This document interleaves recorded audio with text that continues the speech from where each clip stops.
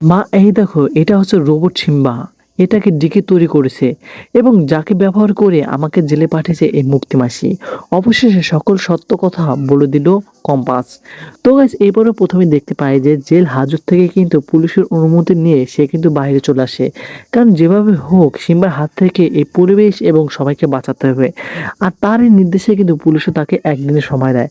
তখনই কিন্তু অনেক খোঁজার পরে কম্পাস কিন্তু সে সিম্বাকে ধরতে পারে। ধরেই প্রথমে নিয়ে আসে চৌধুরী বাড়িতে, এসেই কিন্তু ঋতুজার কাছে দিয়ে দেয়। বলে, মা দেখো, এটা হচ্ছে সিম্বা, যাকে আমার মতো তৈরি করেছে ডিকে, এবং একে ব্যবহার করে তোমার কফিতে বিষ মিশিয়েছিল এই মুক্তি মাসি।